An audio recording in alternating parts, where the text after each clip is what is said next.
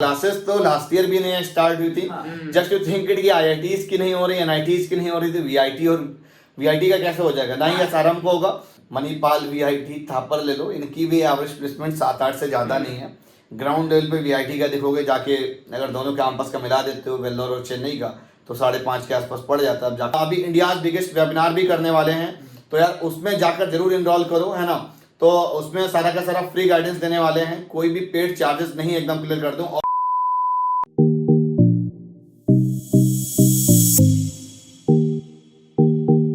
Hello everyone, तो यार आज की इस वीडियो में हम थोड़ा सा डिस्कस करने वाले हैं, जैसे कि अभी जितने भी प्राइवेट इंस्टीट्यूट्स हैं, तो कहीं ना कहीं यार उनकी मार्केटिंग और ब्रांडिंग काफ़ी ज़्यादा तेज चल रही है, आप सभी को पता होगा। और कहीं ना कहीं काफ़ी सारे कॉलेज ऐसे हैं जो अपने आप को बता रहे हैं कि मेरे यहाँ पर सीएस फुल हो गई है, या वीआईटी, एसआरएम, मणिपाल, थापर, जितने भी इंस्टीट्यूट हैं, तो काफ़ी जगह है कि जैसे थापर का है, अभी थोड़ा सा काउंसलिंग प्रोसेस डिले है। लेकिन फिलहाल अगर एसआरएम की, जैसे कि आज ही अलॉटमेंट आया है, तो आज अलॉटमेंट में एक चीज़ देखने को मिली है कि यार बहुत कम स्टूडेंट को अलॉटमेंट आई है। आई डोंट नो कि इनका सिस्टम कैसा क्या है। हम पर्टिकुलर किसी कॉलेज को लेकर यहाँ पर डिस्कशन नहीं करने वाले हैं। हम यहाँ पर बात करेंगे कि जो प्राइवेट कॉलेज में अभी से जो बच्चे एडमिशन ले रहे हैं, तो उनका इन फ्यूचर इम्पैक्ट क्या पड़ेगा, क्या चीज़ें, मतलब कि इम्पैक्ट इन सेंस कि जब जेई आगे अभी बाकी है, जेई का एग्ज़ाम होगा, अभी एक तो हो रहा है 3rd अटेम्प्ट का, एक 4th अटेम्प्ट का है ना। तो दोनों लोगों से एडवाइस लेंगे यार। ये लोग भी बैकएंड में काफ़ी ज़्यादा एफर्ट देते हैं, अपनी ये टेक्निकल टीम को लेकर काफ़ी ज़्यादा एफर्ट देते हैं। फिलहाल इनको 3 साल हो गया है आसपास, जिसमें कि आपको अच्छा खासा इनको भी एक्सपीरियंस है कि किस तरह की सारी चीज़ें होती हैं हर साल। और देन दिव्यांशु को लगभग 4 साल के आसपास हो गया इस फील्ड में। तो देन आपको कुछ चीज़ें बता पाएंगे कि क्या क्या प्रोस्पेक्टिव रहेगा कि जेई का एग्ज़ाम अगर होता है, आगे जाके रिजल्ट वगैरह आएगा, तो रिजल्ट के बाद में बहुत सारी सीट्स वैकेंट होती हैं, कितनी वैकेंसीज क्रिएट होंगी, या सेशन कब तक स्टार्ट होगा, हम इस पे बात करेंगे। तो अगर हम सेशन एक्सटेंड होने की बात करें, जो मेरा एक ओपिनियन है ना, तो कहीं ना कहीं जैसे जेई के एग्जाम होगा, तो हर एक बच्चे को, जो मेजोरिटी ऑफ ऑडियंस होती है 80 to 90% कैंडिडेट को, कि एक गवर्नमेंट कॉलेज चाहिए होता है। जितने भी नॉर्थ इंडियन है, तो देन गवर्नमेंट कॉलेज कहीं ना कहीं सेट होता है कि हमको गवर्नमेंट कॉलेज अगर मिल जाएगा, तो गवर्नमेंट कॉलेज वो काफ़ी हद तक एक होता है ना कि एक बचपन से एक चीज़ सीख रखी कि अगर जो गवर्नमेंट मिलेगा वो बढ़िया ही होगा। तो दिव्यांशु, थोड़ा सा मुझे ये बताइए कि जैसे कि अभी जेई का एग्ज़ाम अभी चल रहा है, एक 3rd अटेम्प्ट है, इसके बाद में एक अटेम्प्ट और होगा, सभी को ऑलमोस्ट पता है, और आगे जाकर रिजल्ट वगैरह आएगा, और 45 डेज का पूरा जोसा का प्रोसेस होगा। तो प्राइवेट कॉलेज की कितनी वैकेंसीज क्रिएट होंगी, ये थोड़ा सा ज़्यादा इंटरेस्टिंग रहेगा। या आगे जाकर, जैसे कि कहीं ना कहीं बच्चे प्राइवेट में भी जाकर फंस गए हैं, कहीं से उनको रिफंड नहीं मिलेगा, तो काफ़ी बार होता है कि बच्चे मजबूरी में वो कॉलेज सेलेक्ट कर लेते हैं। तो उस केस में क्या गवर्नमेंट कॉलेज की कट ऑफ गिरेगी, या प्राइवेट कॉलेज का जो कॉलेज है वहाँ पर कितनी वैकेंसी क्रिएट होंगी? दो चीज़ें होंगी। देखो, कट ऑफ गिर सकती है उधर तो गवर्नमेंट कॉलेज का, एक तो इधर पॉइंट ये बैठ रहा है कि देन कहीं ना कहीं प्राइवेट कॉलेज में भी सीट वैकेंसीज आएंगी। तो देन इसका क्या ओपिनियन है, आप बताइए अपना ओपिनियन बच्चों को थोड़ा सा। अगर हम प्राइवेट कॉलेज की बात करें, तो अभी हमारा वीआईटी की सबसे पहले सीट फिल हुई है हमारी। हाँ, वीआईटी के ऑलमोस्ट काफी सारी फेज खत्म हो गए हैं। हाँ, उसके बाद एसआरएम की हमारी काउंसलिंग चल रही है। उसमें एसआरएम में क्या किया उन्होंने, 3rd राउंड का काउंसलिंग जो है उन्होंने कैंसिल कर दिया है। उन्होंने जो 2nd राउंड का जो अलॉटमेंट आना था, उन्होंने 2 अच्छा, 3rd राउंड कैंसिल हो गया क्या? 3rd राउंड उन्होंने कैंसिल कर दिया है। तो कहीं ना कहीं ये लगता है कि कहीं ना कहीं तो सीएस वहाँ पे क्लोज हो चुकी है। सीएस का, हाँ, कुछ राउंड 2 में ऐसा भी देखने को मिला था, जैसे कि अगर सीएस की आप बात कर रहे हो, तो कहीं ना कहीं बच्चों को चॉइस फिलिंग में ऑप्शन नहीं आ रहा था, कुछ रैंक के हिसाब से नहीं ऑप्शन आ रहा था। लेकिन फिर भी मैनेजमेंट कोटे के भी आप पर अगर जा रहे हो, तो देन कहीं ना कहीं एडमिशंस काफी सारी कंसल्टिंग एजेंसी जो कि प्रोवाइड कर रही हैं। हाँ, बहुत से बच्चों की अपने पास क्वेरी आई हुई है। मैंने देखा हुआ कि बहुत से बच्चे क्वेरी कर रहे सर कि रैंक काफी अच्छी, फिर भी अलॉट नहीं हुआ है। फिर भी अलॉट नहीं हुआ है। अंडर 500 इनकी रैंक थी, उनको जस्ट सीएस है, सीएससी स्पेशलाइजेशन का ऑप्शन स्पेशलाइजेशन आ रहा था। कहीं ना कहीं एक सेटिस्फाइड जो होता है ना एक ब्रांच को लेकर, वो नहीं हुआ है कहीं ना कहीं कैंडिडेट। कहीं ना कहीं देखते हो तो बच्चा जो सीएससी की तरफ मूव ऑन कर रहा है। जैसे हम वीआईटी की बात करते हैं, वीआईटी ने बोला कि 18 अगस्त के बाद हमारी क्लासेस स्टार्ट हो जाएंगी। नहीं, क्लासेस का तो यार ये मजाक है, मैं आपको बता, क्लासेस तो लास्ट ईयर भी नहीं स्टार्ट हुई थी। जस्ट यू थिंक इट कि आईआईटीज की नहीं हो रही, एनआईटीज की नहीं हो रही थी, वीआईटी और वीआईटी का कैसे हो जाएगा? ना ही एसआरएम को होगा। और एक इंपॉर्टेंट चीज बड़ा इंटरेस्टिंग है, जो सबसे अच्छा रिनाउंड इंस्टीट्यूट माना जाता है बिट्स पिलानी का। तो जब बिट्स पिलानी का अभी तक एंट्रेंस एग्जाम नहीं हुआ है, तो आई डोंट थिंक यार क्लासेस स्टार्ट होंगी। अभी वीआईटी में लास्ट ईयर में अगर मैं बात करूं, तो कम से कम 100 कैंसिलेशन के राउंड तो आया ही आया होगा। मेन कैंपस की मैं बात कर रहा हूँ, वेल्लोर कैंपस की। बाकी में तो यार अभी भोपाल और अमरावती इन सब में तो चलता रहेगा। शिवम सर, अब थोड़ा सा आप बताइए कि जैसे कि अगर गवर्नमेंट कॉलेज की हम बात करें कि गवर्नमेंट कॉलेज में कितना अभी आगे हम कट ऑफ्स को लेकर बात करें, जैसे बच्चों को उतना आइडिया नहीं होता है कितने पोर्टल्स हैं, कौन कौन सी पोर्टल्स में हम काउंसलिंग करें, या जैसे कि अभी अपने चैनल की अगर क्वेरी की अगर हम बात करें, जैसे हम और भी चैनल एनालाइज करते हैं वीडियो कंटेंट क्रिएट करते समय, कहीं ना कहीं देखना पड़ता है कि क्या चल रहा है और उससे बेस्ट कंटेंट हम लोग देने का कोशिश करते हैं पूरी। तो एक चीज़ मुझे ये बताइए कि गवर्नमेंट कॉलेज को लेकर अभी बहुत ज़्यादा कंटेंट रिव्यू नहीं अवेलेबल है, पुराना है। देन पुराना तो 3 बार मैं भी हर एक कॉलेज पे कर चुका हूँ ऑलमोस्ट। तो यहाँ पर मुझे एक चीज़ ये बताइए कि अगर हम गवर्नमेंट कॉलेज की बात करें तो देन इस बार क्या आपको लग रहा है कि जैसे कि जेई पहली बार ऐसा हो रहा है कि 4 बार हो रहा है और पिछली बार तो 2 बार हुआ था, देन तब जाकर कहीं ना कहीं कट ऑफ हाइक करी थी। तो इस बार भी मेरा मानना है कि जनरल वाले का तो कट ऑफ बिल्कुल हाइक करेगा, देन कहीं ना कहीं वेरिएशन तो देखो हर साल जितना ज़्यादा अटेम्प्ट होगा और उतनी ज़्यादा कहीं ना कहीं कट ऑफ इंक्रीज होने को देखने को मिलती है। और कहीं ना कहीं पेपर भी, अब यार पेपर टफ आना, सिंपल आना, किसी शिफ्ट में इजी आना, ये बहुत नॉर्मल हो चुका है और इस पे अगर जाएंगे तो एक अलग फैक्टर हो जाएगा।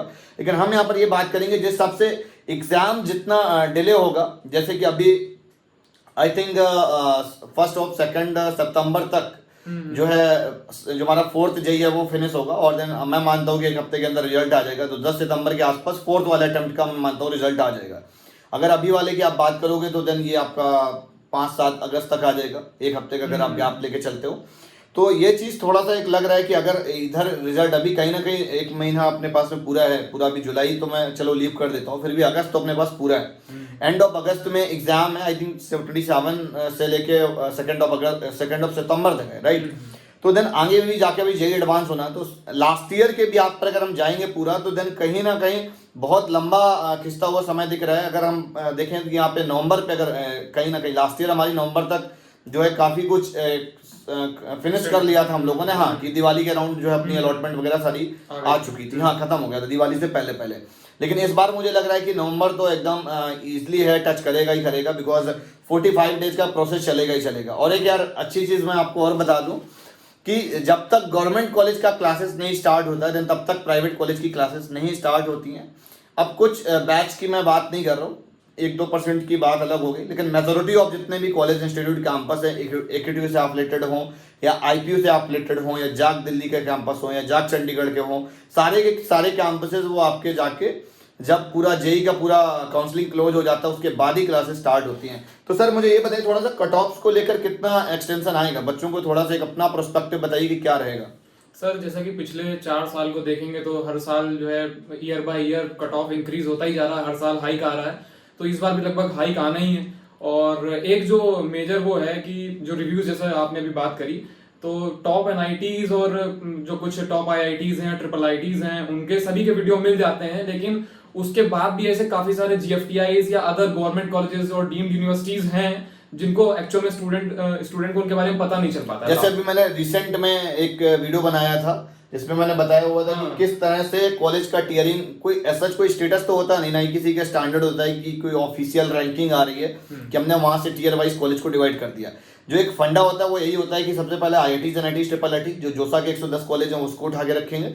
उसके बाद में फिर हम बात करते हैं कि जो डीम्ड यूनिवर्सिटी होती हैं प्राइवेट वाली, प्राइवेट हैं, कुछ गवर्नमेंट भी होती है, देन गवर्नमेंट वाली आएंगी, उसके बाद प्राइवेट वाली आती है। यही पूरा फंडा चलता रहता है। एक जो मिथ है कि सबसे पहले IIT आएगी, NIT आएगा, ट्रिपल IIT आएगा, उनमें से भी अच्छे खराब है, ऐसा नहीं है। तो देन अगर कहीं पे हम बात करें कि अगर हमारी कम स्कोरिंग है, कम परसेंटाइल है, तो उस पर भी कहीं ना कहीं हमको गवर्नमेंट कॉलेज के मिलने के चांसेस हैं, है ना। ये तो है बिल्कुल सर, लेकिन एक बात मतलब स्टूडेंट्स को और ध्यान में रखनी चाहिए कि जैसे मान लीजिए अभी जेई इतना एक्सटेंड हो गया है तो अपने साथ में कुछ बैकअप लेके चलना बहुत जरूरी है, क्योंकि हाँ बैकअप के टर्म्स में एक दो को, जैसे अभी हम लोग जैसे कोई बच्चा मेरे से काउंसलिंग कराता है तो उस केस में हम लोग क्या करते हैं कि पूरा एक प्रोफाइलिंग करने के बाद में प्रोफाइलिंग किया और देन उसको कुछ एज एन बैकअप ऑप्शन दिया और देन उसके बाद में जो उसको करंट प्रोफाइलिंग के हिसाब से जो कॉलेज मिल रहा है उस कॉलेज का हम अभी प्रोसेस उसको बताते हैं, बिकॉज गवर्नमेंट कॉलेज का तो कोई ऐसा डायरेक्ट प्रोसेस होता नहीं है। और जैसे कि आपको भी पता है कि पूरा का पूरा 45 डेज का मिनिमम प्रोसेस होगा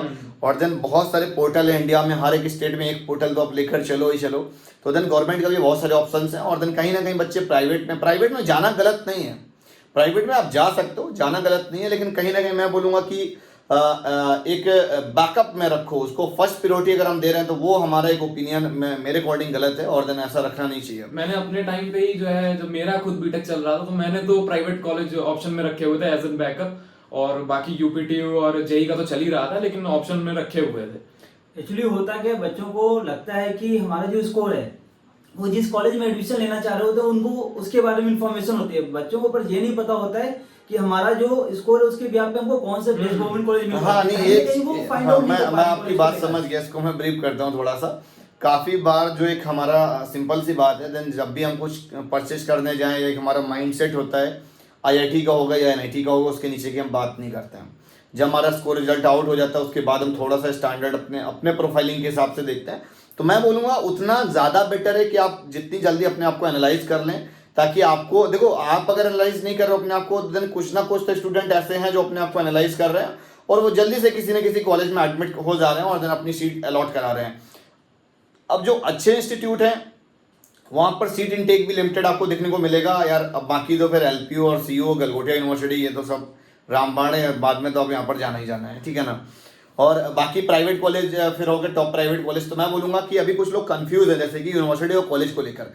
जो डीम्ड यूनिवर्सिटी और कॉलेज के बीच में कंपेरिजन करोगे तो वहाँ पर डीम्ड यूनिवर्सिटी को प्रायोरिटी दो। अब यूजीसी अप्रूव्ड यूनिवर्सिटी का अगर जहाँ पर बात करोगे आप और टॉप प्राइवेट कॉलेज पे, तो वहाँ पर टॉप प्राइवेट कॉलेज को पहले रखो, फिर उसके बाद में यूजीसी अप्रूव्ड यूनिवर्सिटी को रखो, समझ गए ना। तो पहले डीम्ड यूनिवर्सिटी, वो सबसे पहले तो गवर्नमेंट वाली डीम्ड यूनिवर्सिटी आएंगी, उसके बाद प्राइवेट वाली आएंगी, उसके बाद टॉप प्राइवेट कॉलेज आएंगे स्टेट लेवल के, उसके बाद में आपकी यूजीसी अप्रूव्ड यूनिवर्सिटी आएंगी। जैसे अमेठी, नोएडा यार सबका मालिक है ना, समझ गए। तो सबका मालिक एक वाला सिस्टम, इस तरह से जितने भी कैंपसेस हैं, आप एसआरएम सोनीपत ले लो और वीआईटी भोपाल ले लो, वीआईटी एपी ले लो, ये भी सब लास्ट में सब एडमिशन लेंगे, है ना। लेकिन यहाँ पर मैं बोलूँगा कि टीयर वाइज, जैसे कि उन्होंने कैटेगरी वाइज फीस वगैरह डिवाइड कर रखी, उतनी ज़्यादा फीस पे करके मत जाना। हाँ, अल्टीमेटली मैं ये नहीं बोल रहा हूँ, ना ही मैं किसी को डिफेम करने की कोशिश कर रहा हूँ यहाँ पर, कि जैसे कि अगर आप कोई एलपीयू में चले जाओगे तो अच्छा नहीं कर पाओगे, देन वो डिपेंड करता है कि आप जो 4 साल वहाँ पे एक्सपेंड कर रहे हो वो कैसा रहेगा। और बच्चे जो बैकअप में रखते हैं ना, सबसे प्लस पॉइंट होता है उनको जो लोकल के कॉलेज होते हैं, जिस एरिया में वो रह रहे होते हैं, सबसे ज्यादा बच्चे बैकअप में वो ऑप्शन रखते हैं। पर कहीं ना कहीं जो उनके लोकल कॉलेजेस हैं वो कहीं ना कहीं अगर वो उनसे बेटर प्राइवेट कॉलेज में एडमिशन लेते हैं या गवर्नमेंट स्टेट गवर्नमेंट कॉलेज में लेते हैं, तो उनका कॉलेज का फी हो गया और जो ट्यूशन फी, जो भी फीस होती है उनकी कम होती है। तो वहाँ पे एक हम प्लेसमेंट की बात करते हैं। अगर आप लोकल प्राइवेट कॉलेज, कहीं ना कहीं बच्चों को ये लगता है कि हमारी फीस कम लगे और देन हमारी अल्टीमेटली प्लेसमेंट ठीक ठाक हो जाए। तो एक चीज़ मैं यहाँ पर थोड़ी सी क्लियर करूँगा कि अगर आप टॉप 5 GFTI और NITs, IIITs या IITs में से आपका एडमिशन नहीं होता है तो उसके या और आप स्टेट लेवल के गवर्नमेंट इंस्टीट्यूट ले लो जो टॉप लेवल वाले हैं, जैसे कि HPT हो गया जिनकी पैकेज यार 7 से 10 के बीच में होती है, जादवपुर हो गया, अन्ना यूनिवर्सिटी हो गया, ये सारे हटा दो। उसके बाद में एक होता है ना कि एक नाम का गवर्नमेंट होता है कि हम एक जाना चाह रहे हैं। अब एक चीज़ तो समझ लो, अगर आपकी परसेंटाइल उतनी बढ़िया नहीं तो आपको देखो कोई भी वहाँ पर पहुँचा नहीं सकता। एकदम चीज़ें क्लियर है, जो भी होना है पूरा का पूरा काउंसलिंग प्रोसेस के थ्रू होना है। यहाँ पर एक चीज़ अब आप एक अपने आप में आपको ये चीज़ एक्सेप्ट करनी पड़ेगी कि आप जिस लायक हो, इट्स मीन कि जो आपकी जो प्रोफाइलिंग है वो आपकी 3.5 से 4.5 लाख की एवरेज प्लेसमेंट वाली है, वो आप गवर्नमेंट में भी अडॉप्ट कर सकते हो, प्राइवेट में भी अडॉप्ट कर सकते हो। यहाँ पे एक चीज मैं ऐड करना चाहूंगा सर, कि काफी स्टूडेंट का मानना ये रहता है कि नहीं अगर हम प्राइवेट कॉलेज में चले गए तो वहां से कोई एक्सपोजर या कुछ नहीं है। नहीं, एक चीज मैं और बोलूंगा, जो लोअर गवर्नमेंट कॉलेज हैं उनसे ज्यादा एक्सपोजर आपको काफी सारे प्राइवेट कॉलेज हैं जो कि टॉप स्टेट लेवल वाले। मैं कॉलेज की बात कर रहा हूँ, मैं यूनिवर्सिटी की बात नहीं कर रहा हूँ। यूनिवर्सिटी में भी आपको एक्सपोजर मिलता है नो डाउट, लेकिन डिपेंड ये करता है कि आप वहां पर क्या करते हो। 4 साल जो पढ़ रहे हैं उसमें अगर अपनी स्किल डेवलपमेंट पे सारी चीजें बेटर पे बेटर बनाएंगे तो क्यों नहीं। अगर स्किल्स पे थोड़ा सा सर बात करें, आपको थोड़ा सा ज्यादा आइडिया कि जब प्लेसमेंट सिनेरियो चल रहा हो, देन अगर फॉर एग्जांपल इनमें से काफी सारे बच्चे हैं जो कि देखेंगे और आगे जाकर किसी ना किसी एक लोअर प्राइवेट कॉलेज में चले आते हैं या लोअर गवर्नमेंट इंस्टीट्यूट में चले आते हैं, टॉप प्राइवेट में चले आते हैं। अब यूपीटीओ के टॉप प्राइवेट का तो आपको पता है ना, 4.5 लाख एवरेज प्लेसमेंट है। आईपीयू दिल्ली के अंदर चले जाओगे तो भाई 5 लाख है, बहुत ज्यादा डिफरेंस है नहीं, बस नाम बड़े दर्शन छोटे हैं, प्राइवेट कॉलेज का यही फंड है। तो इसमें अगर हम बात करें कि अगर स्टूडेंट इन सारे कॉलेजेस में चला जाता है तो देन कॉलेज तो देखो उसको 4 चीजें प्रोवाइड करता है। एक तो 4.5-5 लाख की प्लेसमेंट की बंदोबस्त कर देगा, कैंपस दे देगा, फैकल्टी दे देगा, लाइब्रेरी दे देगा, रिक्रूटिंग कंपनीज आ जाएंगी, डिपेंड ये करता है कि आपके अंदर कितना गट्स है, आप कितना उसको एक्सप्लोर करते हो। तो प्लेसमेंट के टर्म्स में बात करें तो उसको क्या क्या सीखना चाहिए। अगर कोई ऐसे कॉलेज या यूनिवर्सिटी में चला जाता है, फॉर एग्जाम्पल कोई यूजीसी अप्रूव्ड यूनिवर्सिटी में चला जाता है, तो मैं उसको डिफेम नहीं कर रहा हूँ यार, सबसे पहले चीज को क्लियर कर लो, वो भी एक स्केलिंग सिस्टम है। देन जिसकी जैसी प्रोफाइल होगी आप उस वैसे ही कॉलेज में जाओगे। लेकिन अगर हमारी आप एक तरह से अगर आप हमसे गाइडेंस लेते हो तो गाइडेंस फॉर्म भी मैंने डिस्क्रिप्शन पर दे रखा है। और एक यार गुड न्यूज़ है आप सभी के लिए कि हम अभी इंडियाज बिगेस्ट वेबिनार भी करने वाले हैं, तो यार उसमें जाकर जरूर इनरोल करो, है ना। तो उसमें सारा का सारा फ्री गाइडेंस देने वाले हैं, कोई भी पेड चार्जेस नहीं, एकदम क्लियर कर दूं। और देखो यार वेबिनार वगैरह आपको ये सारा कोई प्रोवाइड नहीं कर पाएगा यूट्यूब चैनल पे। ऐसी कोई कंसल्टिंग एजेंसी ना पहले थी ना अभी है, अभी भी सिंगल हूँ, पहले भी सिंगल एजेंसी थी, और देन आज भी ऐसी सर्विसेज प्रोवाइड कर रहे हैं हम लोग। और देन बहुत अच्छे से अपने बच्चों को हम गाइड कर रहे हैं, और आगे अभी हम बात करें तो काफ़ी कुछ प्लान चल रहा है। तो सर थोड़ा सा ये बताइए, जो बच्चे अभी आते हैं तो फॉर एग्जांपल जैसे कि वो कहीं ना कहीं अपने आप को कंप्रोमाइज़ करते हैं, क्योंकि एक 10+2 स्टैंडर्ड के बच्चे को लेके कि अगर वो आईआईटी में जाता है, एनआईटी में जाता है, और एकदम से वो यार स्टेट लेवल की यूजीसी अप्रूव्ड यूनिवर्सिटी में चला जाता है, तो उस केस में उसको एक जो फीलिंग रहता है उसका यार कि वो फिर उसको किस तरह से उसको रिजॉल्व करे अपनी एनर्जी को। सबसे पहले सर, जैसा कि अभी आपने पहले बताया कि कौन कौन से चीजों पे ज्यादा स्किल्स का थोड़ा सा बात करिए, कौन कौन सा किस किस चीज पे फोकस करना चाहिए। तो अगर लोअर गवर्नमेंट कॉलेज में जाते हैं या प्राइवेट कॉलेज में जाते हैं या फिर एनआईटीज या ट्रिपल आईटीज की भी अगर हम बात करें, तो वहां पे इन कॉलेज से डिफरेंस क्या होता है कि वहां पे आपको थोड़ा ज्यादा एक्सपोजर, ज्यादा लोग मिल जाते हैं, जो आईक्यू स्टैंडर्ड अच्छा मिल जाता है। देखो क्या ना कि ऑस्मोसिस प्रोसेस सबने पढ़ा होगा केमिस्ट्री में, तो सिंपली चीज यही हो रही होती है कि अगर हमसे कोई हाई स्टैंडर्ड आईक्यू कैंडिडेट है तो उससे हम काफी कुछ सीख रहे होते हैं। ये इन्वायरमेंट नेचर में है ऐसा कि दिन हम उससे जरूर सीखेंगे, और मेरे से बहुत कम होता है, एक माइनर पार्ट में कुछ हम लोग उसमें ट्रांसफॉर्म कर पा रहे होते हैं एक दूसरे से। अगर आपका आईक्यू स्टैंडर्ड अच्छा है तो आप दूसरे को काफी कुछ दे रहे होते हो इनडायरेक्टली वे में, आपको पता नहीं चलता है। तो अगर स्किल्स के टर्म्स में बात करें कि लैंग्वेज, कोडिंग लैंग्वेज वगैरह उसको क्या सीखना चाहिए, तो वो थोड़ा सा बताइए। तो ये समझ लीजिए कि कोई भी ब्रांच, अगर मैं सिर्फ सीएस की बात नहीं कर रहा हूँ, मैकेनिकल, इलेक्ट्रॉनिक्स, किसी भी ब्रांच में अगर इनरोल हो रहे हैं किसी भी कॉलेज में, तो सबसे पहले तो आजकल कंप्यूटर साइंस का बिल्कुल वो आ गया है, दौर आ गया है। तो ये सारी चीजें चल रहा है। हाँ, कुछ बेसिक चीजें जो सी वगैरह है, सी लैंग्वेज, जावा, ये तो आपके बेसिक कोर्स में ही होता है। लेकिन इसके अलावा वेब डेवलपमेंट जैसे हो गया, तो आजकल के टाइम पे हर आदमी कर सकता है वेब डेवलपमेंट, कोई ऐसी बहुत बड़ी चीज नहीं। हाँ, लेकिन एक चीज मैंने देखी यार कि नॉर्थ इंडिया में ना मतलब फ्रीलांसर मिलना बहुत टफ होता है। जब मैं अपने कॉलेज पे था तो दिन मेरे को जब मेरा स्टार्टअप चल रहा था तो एक बंदा मिला हुआ था जो इसको एप्लीकेशन डिजाइन करना आता था पूरे कैंपस में, है ना। मतलब गलगोटिया जैसे कैंपस में अगर कोई एक बहुत बड़ा नाम है, अगर प्राइवेट इंस्टीट्यूट में अगर हम बात करें नॉर्थ इंडिया में, तो अगर वहां पे एक बच्चा अगर मिल रहा है और देन उसी की हाईएस्ट पैकेज लगी थी आई थिंक, तो ये काफी ज्यादा टफ होता है। कि मैं चाह रहा हूँ कि इस बार एक थोड़ा सा एक इवोल्यूशन मतलब कि चेंज लाने के प्लान में है कि आप लोग थोड़ा सा एज एन फ्रीलांसर होके आओ, क्योंकि जितना आप स्किलफुल होगे उतना आपके लिए ज्यादा बेनिफिशियल रहेगा मेरे हिसाब से। इस चीज के लिए समझ लीजिए फर्स्ट ईयर से काम करना पड़ेगा हर एक बच्चे को, हाँ, तब जाके फर्स्ट ईयर से सेकंड ईयर, थर्ड तो ईयर। कहीं ना कहीं आप देखो क्या ना कि छोटी छोटी चीजें हैं। मैं आपको बोलूंगा कि विदाउट डिग्री वाले को ज्यादा इन्फॉर्मेशन होता है बीटेक वाले से। बिल्कुल बिल्कुल तो सही बात ये है। जो बीटेक बदनाम है तो उसका रीजन यही है क्योंकि टेक्निकल स्किल्स नहीं आती है। अगर आज के हम प्राइवेट कॉलेज में देखते हैं, जो बच्चा सिलेक्ट करता है देखता है कि सर वहाँ का हाईएस्ट पैकेज इतना गया हुआ है। हाँ, तो क्या एवरेज सर देखना यहाँ पे चाहिए। ये हमको देखना सही रहता है, हम जब कॉलेज कोई प्राइवेट कॉलेज सिलेक्ट करते हैं कि हाँ सर हम हाईएस्ट पैकेज को देखकर कॉलेज सिलेक्ट करेंगे। और यार सही कहीं ना कहीं। एक मिथ और है हाँ। कि लोग ऑफर्ड पैकेज को हाईएस्ट Offered समझते package हैं। को देते हैं। ऑफर्ड पैकेज वाला मिथ मैं क्लियर कर देता हूँ। जो ऑफर्ड पैकेज जो दिखाता है ना कैंपस, इट्स मीन कि यार वहां पर कंपनी आई थी 30 LPA की, कोई भी कैंडिडेट ऐसा नहीं मिला कि जिसका 30 लाख का पैकेज के लिए वो किसी को लेकर गई हो। तो ये ऑफर्ड और एवरेज प्लेसमेंट और हाईएस्ट प्लेसमेंट है, कंफ्यूज मत होना। नहीं, और यहाँ पे क्वेश्चन एक सर ये है कि जो हम लोग प्राइवेट कॉलेज बच्चे जो सिलेक्ट करते हैं उनका सबसे पहला क्वेश्चन एक ये आता है कि हाईएस्ट कितना गया, उस कॉलेज का हाईएस्ट प्लेसमेंट कितना गया। तो क्या हमको और प्राइवेट कॉलेज ऐसा सिलेक्ट करना चाहिए कि हाईएस्ट प्लेसमेंट देखो सिलेक्ट करना चाहिए प्राइवेट कॉलेज को? नहीं, एवरेज को मेरे हिसाब से रखना चाहिए एवरेज। और बहुत कॉमन सा फंडा है, आप कोई भी बड़ा ब्रांड उठा लो, मणिपाल, वीआईटी, थापर ले लो, इनकी भी एवरेज प्लेसमेंट 7-8 से ज्यादा नहीं है। ग्राउंड लेवल पे वीआईटी का देखोगे जाके, अगर दोनों कैंपस का मिला देते हो वेल्लोर और चेन्नई का, तो 5.5 के आसपास पड़ जाता है। अब जाकर एनआरएफ चेक कर लेना, एनआरएफ रैंकिंग पे डेटा आ जाएगा। एसआरएम का भी वही हाल है, 5.5 के आसपास आ जाता है। उनके 3 ऑफ कैंपस तो जाके 5 पे टच कर जाता है, तो इसीलिए एसआरएम कहीं ना कहीं पीछे रह जाता है वीआईटी से। यही रीजन है, लेकिन लोगों को ये भी नहीं पता होता है कि ऐसा क्यों हो रहा है। तो बहुत सारे कॉन्सेप्ट हैं जो आपको कहीं ना कहीं हिडन रहते हैं। अभी एसआरएम एपी का 50 लाख का प्लेसमेंट लगा हुआ है, वो हाईलाइट नहीं करेंगे क्योंकि उनका मेन कैंपस की बात नहीं है, अदरवाइज तो वही यूजीसी अप्रूव्ड है, वो उससे बेटर कर रहा है। तो ये कहीं ना कहीं हाइड करके रखते हैं। काफी सारी चीजें होती हैं कि जो मतलब एक बैकग्राउंड पे चल रही होती है। तो जो भी प्राइवेट इंस्टीट्यूट में जा रहे हो या गवर्नमेंट में जा रहे हो, या आपको लग रहा है कि मेरे इंस्टीट्यूट मेरे स्टैंडर्ड का नहीं मिल पा रहा है, तो जस्ट यू थिंक इट कि आपको अपनी एनर्जी को थोड़ा सा सिंक्रोनाइज करके रखना है, और तब तक आपको एक अपने आप को फोकस रखना है स्टडी में, जब तक आपकी प्लेसमेंट नहीं हो जाती है। तो देखो यार, थर्ड ईयर के एंड तक आप ऑलमोस्ट, अगर कैंपस आप में दम है तो देन कहीं ना कहीं ऑफ कैंपस भी डालोगे तो प्लेसमेंट लग जाती है। वही चीज़ है सर कि यहाँ पे हम एक चीज और डिस्कस करना चाहेंगे कि बच्चे को जो प्राइवेट सिलेक्ट करना चाहिए, जो प्राइवेट कॉलेज है, एक ही बैक में हमको एक ऑप्शन लेकर चलना है प्राइवेट कॉलेज कि अगर मुझे गवर्नमेंट नहीं मिलता है तो बच्चे को क्या प्राइवेट कॉलेज में देखना चाहिए कि हाँ मुझे एक बैकअप लेना है, किस बिहाफ पे हमको एक प्राइवेट कॉलेज सिलेक्ट करना चाहिए। सबसे पहले तो हाईएस्ट पैकेज, जैसा कि आपने बताया, तो हाईएस्ट पैकेज के बिल्कुल उसके लिए नहीं जाना चाहिए, क्योंकि ये जो है टॉप 1%, अगर देखेंगे टॉप 1% या 0.5% बच्चों को ही इतना, 1 या 2 बच्चों को मुश्किल से मिलता हाँ, है। अगर आप मैं बीआईटी की बात करता हूँ यहाँ पे, उन्होंने वेबसाइट में लिख रखा है super dream companies, Adobe, Amazon, Google, Microsoft at all. तो अगर बड़े बड़े ब्रांड की आप बात करोगे तो जस्ट यू थिंक इट कि आज के टाइम पे आईआईटी से भी, मतलब अभी पिछले 2 साल का जो ट्रेंड देख रहे हो, कहीं ना कहीं कोविड का इम्पैक्ट बहुत बड़ा है प्लेसमेंट में, लेकिन लोग बताते नहीं है। आईआईटीज में भी कहीं ना कहीं प्लेसमेंट्स कम हो रही हैं। आप डीटीयू में अगर लास्ट ईयर देखोगे, बहुत सारे बच्चों की स्टार्टिंग में अभी ज्वाइनिंग, यार जो लास्ट ईयर था उनका अभी जो जनवरी में ज्वाइनिंग आया था, ज़्यादा बड़ी बात नहीं कर रहा हूँ मैं।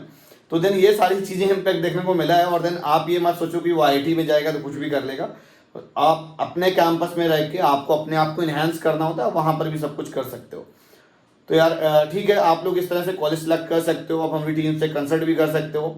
तो ज्वाइन करो इंडियाज़ बिगेस्ट वेबिनार यार करने वाले काउंसलिंग को लेकर, क्योंकि एक मेंटोर आपकी लाइफ में बहुत ज़्यादा इंपॉर्टेंट होता है। क्योंकि जब तक आपको पता नहीं होगा, कोई एक्सपीरियंस नहीं होगा आपके यहाँ पे जो आपको गाइड कर रहा हो, देन तब तक आप अपनी लाइफ में ऐसी प्रॉब्लम फेस करते हैं। स्टूडेंट्स के साथ यही दिक्कत भी हो जाती है कि पहली बार काउंसलिंग कर रहे होते हैं, इतना एक्सपीरियंस नहीं होता है, कोई कभी कभी उनके फादर या मदर हाँ, अभी एक जो बच्चा था, आई थिंक कुछ फादर, हाँ उसके फादर ने कुछ चॉइसलिंग वगैरह, अभी आई थिंक आपका फ्रेंड ही है, तो अभी कल बात हो रही थी, उसके फादर ने चॉइसलिंग कर दी थी। जस्ट थिंक इट यार, फादर 30-40 साल पहले उन्होंने कुछ किया होगा अपनी लाइफ में, एक उस समय जब 2G चल रहा था। आज के टाइम पे 4G में आप हो तो देन कहीं ना कहीं जनरेशन गैप जो है ये बहुत मैटर करता है। और तब कौन से सॉफ्टवेयर पे काउंसलिंग होती थी वो तो जोसा ही जानता है। और जोसा तो आई थिंक 2015-16 में आया शायद, उससे पहले आई थिंक 2013 पे भी लोग किसी तरह से काउंसलिंग वगैरह कंडक्ट कराते थे। तो आई थिंक 13 में भी था जोसा, जितना मुझे याद है। तो ये सारी चीज़ें, अब उसके 15 में जाके आई थिंक CSA भी आया था, जितना ऐसा था पहले स्पॉट राउंड नहीं हुआ करता था, ऐसा कुछ था। तो ये जो होता है ना कि ये कहीं ना कहीं आप जितना ज़्यादा अपडेटेड रहोगे उतना ज़्यादा आपको पता रहेगा। तो इसलिए जितने भी इस वीडियो को पेरेंट्स देख रहे हैं तो ये उनके लिए भी काफ़ी ज़्यादा इंपॉर्टेंट है, बिकॉज मेरे जो चैनल पे 40% तो व्यूअर पेरेंट्स ही हैं, क्योंकि बच्चों को तो मेरी बात नहीं समझ में आती, इतना मैं मानता हूँ। इसी वजह से जो है काफ़ी सारे बच्चे डिसलाइक मार के भी चले जाते हैं, क्योंकि मैं एकदम सच बात बोलता हूँ कि आपको देखो नहीं मिलेगा तो नहीं मिलेगा, आपको कोई नहीं दिला सकता है। तो ये जो ट्रुथ है, मैंने बोला ना कि आपको बहुत पहले भी मैंने बोला था कि आपको एक्सेप्ट करना पड़ेगा कि आपने यार देखो जो पढ़ाई की हुई है, जो भी क्वालिफिकेशन की आपने, जितना भी जेई में स्कोर किया हो, तो आप उसको एक्सेप्ट करो कि हाँ, एक्सेप्ट करने के बाद आप अच्छा कर सकते हो, अच्छा कर जाते हो तो देन यही लाइफ में होता है। आपको इसी तरीके से आगे बढ़ना चाहिए मेरे हिसाब से। तो यार ठीक है, और भी आगे हम वीडियोस लाएंगे, और आप मुझे कमेंट करके बताओ, थोड़ा सा कंसल्ट करो, वेबिनार ज्वाइन करो। और ऐसा अगर ग्रुप डिस्कशन थोड़ा अच्छा लग रहा हो वीडियो, तो और कमेंट कीजिए। हाँ, आप मुझे और कमेंट करके बताइएगा, तो देन और भी एक्सपर्ट्स हैं हमारे यहाँ पे, हम उनको भी कनेक्ट करेंगे। क्योंकि कहीं ना कहीं पर डे हम लोग 50 से 60 बच्चों से तो हम ऑन कॉल पे बात कर ही लेते हैं। और देन दिव्यांशु तो अभी इनका 100 टारगेट रहता है बेसिकली, तो देन 100 कैंडिडेट से एक रेगुलर डिस्कस करना, और पिछले 4 सालों से करते आ रहे हैं। तो जस्ट यू थिंक इट कि अपनी लाइफ में कितनी कॉल्स कर चुके हैं, ठीक है ना। सर मेरे चैनल का भी लिंक डिस्क्रिप्शन में मेंशन कर दीजिएगा। तो हाँ, ये बिल्कुल दे देंगे। एक्चुअली सर का चैनल हैक हो गया था करियर मार्गदर्शन के नेम से, तो मैं लिंक दे दूंगा डिस्क्रिप्शन पर। तो हम लोग उस चैनल पर भी आएंगे, तो देन उस पर भी हम लोग बात करेंगे। और मैं आपको बोल रहा हूँ कि फिर से मैं बोल रहा हूँ कि जो कंटेंट, जो चीज़ें हम लोग प्रोवाइड करा सकते हैं वो आपको पैन इंडिया कोई भी अनअकैडमी जेई क्यों ना हो, मैं बड़े बड़े ब्रांड की भी बात कर रहा हूँ, वो अपनी एक एजुकेशन को लेकर एक अच्छा कर रहे हैं, बहुत अच्छा कर रहे हैं, बहुत बड़े बड़े प्लेटफॉर्म्स हैं। लेकिन अभी काउंसलिंग को लेकर अभी कोई ऐसा सिंगल प्लेटफॉर्म नहीं है जो कि एक्सपीरियंसड हो। 1-2 लोग हैं जो ठीक ठाक अपना कर रहे हैं अपने स्टैंडर्ड पे, मैं किसी को नाम नहीं ले रहा हूँ, ना ही एक मैं बोल रहा हूँ कि गलत कंटेंट दे रहा है। एक होता है ना कि पर्टिकुलर प्रॉब्लम वहाँ पर फंसती है, जब कोई बच्चे का जेई में 8 लाख रैंक हो, आप बताओ मेरे को क्या मिलेगा। भाई 8,000 वाले को तो आप कुछ भी बोलोगे, कुछ भी भरेगा, कुछ भी मिल जाएगा। प्रॉब्लम तो उसको सॉल्व करो ना जो रियल में प्रॉब्लम। 8,000 वाली प्रॉब्लम कहाँ पे है? 8 वो लाख तो का सब हाथ खड़े कर देंगे। हाँ, अब जब 8 लाख रैंक पे, 8 लाख छोड़ो, आप अगर हम बात कर ले 2 लाख, 2 लाख पे ही बात कर ले। हाँ 2 लाख रैंक पे अभी 90% है। ये पूरे यूट्यूब में प्रेडिक्शन गलत पड़ा हुआ है। तो यार प्रेडिक्शन से याद आया, engineering.career.in जाकर विजिट करो। मैंने वहां पर जोसा के लास्ट राउंड के 5 ईयर के कट ऑफ मैंने कलेक्ट करके एक उस पर डाल रखा है, तो जाकर एक एक कॉलेज का आप देख सकते हो कितना वेरिएशन करता है। और 5 ईयर का मैंने CSAB का भी डेटा उठाया और राउंड 2 का, तो वहां से जाकर उसका भी प्रेडिक्शन कर लो। तो कहीं जैसे आप लंबी सी PDF ओपन करते हो तो वो भी ओपन करने का नीड नहीं पड़ेगा। तो अगर आपको और भी कुछ कंटेंट चाहिए तो बताओ, हम उसको भी मिनिमाइज फॉर्म में लाएंगे अपने एक्सपीरियंस को लेकर। बहुत ही जल्द हम आपको ई बुक के फॉर्म में बहुत कुछ ऐसी ट्रिक्स हम आपको प्रोवाइड करने वाले हैं। तो यार बस वीडियो यहीं तक। अगर वीडियो चलते बच्चों को एक बार ये बता दिए, जो बैकअप में हम लोगों ने डिस्कस किया, बच्चों को एक बैकअप में रखना है, तो बच्चे को जो कॉलेज, हाँ मतलब मैं बोलूंगा कि अगर 1000 रुपीज का फॉर्म आपको फिल करना पड़ रहा है तो देन कहीं ना कहीं आपने 1 से 2 लाख रुपए अपनी कोचिंग इंस्टीट्यूट में खराब किए होंगे। काउंसलिंग में या फॉर्म फिलिंग में यार कंजूसी मत करना। एटलीस्ट 2 कॉलेज तो रहनी चाहिए बैकअप। हाँ बिल्कुल। अब जब जस्ट थिंक इट कि हाँ मेरे को 5 साल से ज्यादा एक्सपीरियंस हो गया है, तो जब हम बच्चे को कॉलेज ऑप्शन दे सकते हैं तो मेरे हिसाब से आपको भी रखना चाहिए। बिल्कुल। क्योंकि अगर आप मेरे से भी कंसल्ट करोगे, आप पेड अमाउंट लेके पेड मेरे को करोगे, दिन तब भी कंसल्ट करोगे, तब भी आपको बैकअप रखना पड़ेगा। लेकिन होता क्या, आपके दिमाग बंद है एकदम से, उस चीज में आपको आइडिया नहीं है। तो जब वो ढक्कन खुलता है, जब आपको बताते हैं कि इस वजह से आपको रखना चाहिए, तो वो चीज आपको समझ में आती है। क्योंकि आधा अधूरा ज्ञान यार खतरे से खाली नहीं होता है। तो अभी बाकी लोगों के साथ में यही है, समझ गए ना? तो चलो ठीक है, वाइंड अप करते हैं यार। और कंटेंट बताओ कि किस पे लाना चाहिए। अब ये समझ लो ना कि अगर ये ग्रुप डिस्कशन अच्छा लगा हो तो हम और भी एक्सपर्ट्स को इनवाइट करेंगे, और भी फैकल्टी को भी इनवाइट करने वाले हैं। और जो आगे का जेई वगैरह है तो उस पर भी हम बात करेंगे कि किस तरह से हमको प्रिपरेशन करनी चाहिए। लेकिन प्रिपरेशन को लेकर एक छोटी सी मैं हिंट दूंगा, केमिस्ट्री जो है वो पूरा NCERT यार अच्छे से पढ़ लो। अभी भी जो लोग दे रहे हैं वो भी मैं बोलूँगा कि वो आप भी पढ़ सकते हो। तो ठीक है यार, बाय बाय। बाय कर दो भाई, नहीं लिंक नहीं डालूंगा। लाइक और शेयर ठोक दीजिए, महाकाल का दबा के लाइक और शेयर ठोक दीजिए।